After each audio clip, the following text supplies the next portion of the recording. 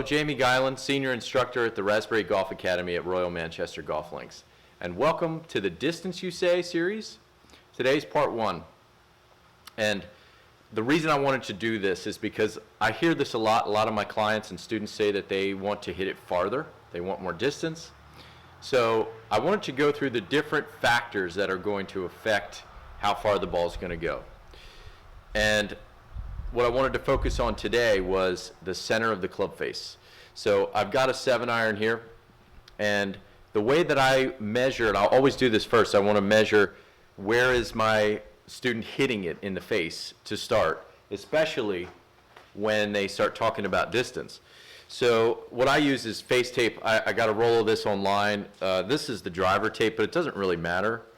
It's just a way to know where it's striking the face. Some instructors will use a foot spray, and I think that's fine too. I've never used that, but it may be a more affordable option, really. So I've got the face tape on the face, and I'm going to try to hit a shot out of the middle first. Let's see what happens.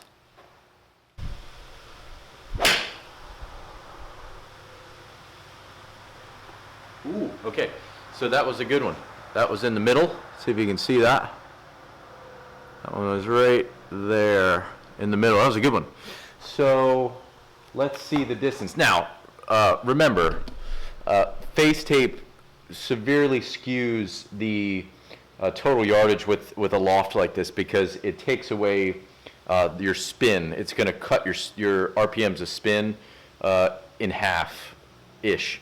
So I don't really hit a 7-iron this far, but it doesn't matter because I'm going to use it for every one, and I want to show you the differences of center of face versus off-center in different parts of the face.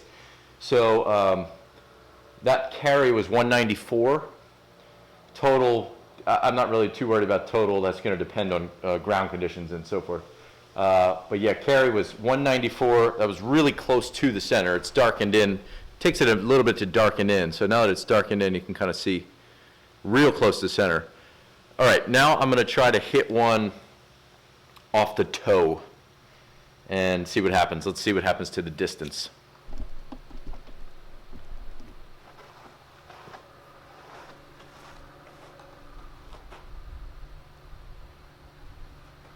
I got to admit, it is a bit weird to try to hit it off center.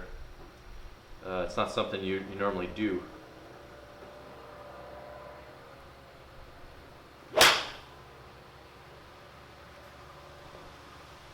So it's funny. It's funny how we compensate. That was not really all that much on the toe. Really, it was just slightly low, just a little on the toe. That carry was 176 carry. So it's going to be funny how I compensate off of. See, I'm trying to on that one. I was trying to align it on the toe and see if I could really strike it there. I'm going to be compensating for this, I'm sure. So look, there's the low miss. See, the low miss was 176. I think the club head speed was similar, 89 mile an hour club head speed. All right, let me try another one off the toe. Let me see if I can truly get it off the toe. I'll try not to compensate for it being aligned on the toe, which is difficult.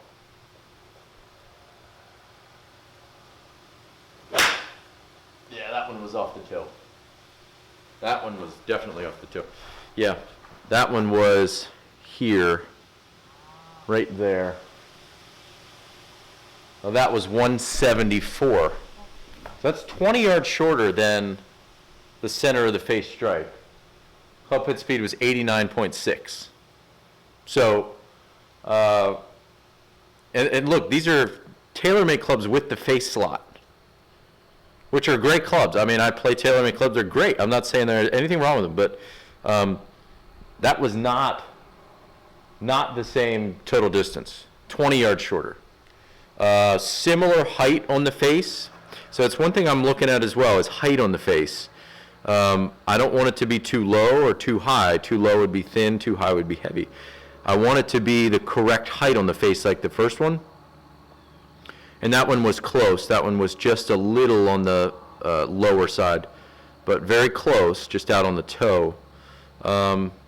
All right, let me try one on the heel. This one's going to be really tough to commit to. I mean, nobody wants to hit it too close to the heel or really close to the hosel. Let's see if I can do it.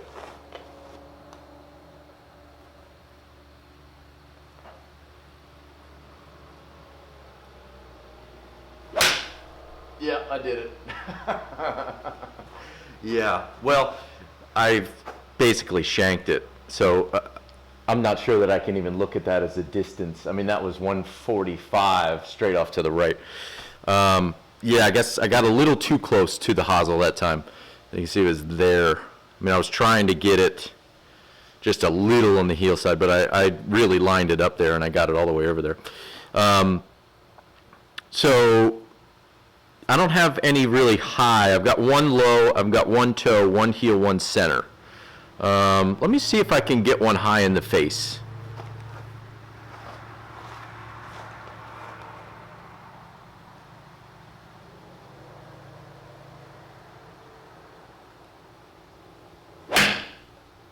Trying to really hit down on that thing. Yeah, okay, all right. It was a little above center. It was fairly centered in the face, but it was a little bit above the first one that was kind of centered both directions. That went 187. So it was pretty centered upright in left toe and heel, but it was slightly above the center up in here. It's kind of right in there. All right, so let's look at all the different numbers now, all the results. We've got a strike on each part of the face now, and let's take a look at the difference in distance. So the first one, which was center of the face, very close to it, and great height on the face, carried 194. Now again, this is with face tape, so it's going to go farther than it would without face tape. The second strike was somewhat center, lower on the face, carry distance 176. The third strike was on the toe, close to the correct height on the face, 174 carry. The fourth strike was basically a shank. It was way on the inside of the, towards the heel and probably touching some of the hosel. And the carry was 145, so that's a little bit of a skewed one. The final one was high in the face and fairly centered toe to heel, and the carry was 187. So obviously the farthest carry was the center of the face when it was the correct height on the face. You're getting quite a bit difference in distance. I mean, even if I rule out the one that was quasi-shanked, it's 20 yards different on the shortest one compared to the carry on the center of the face. That's really significant.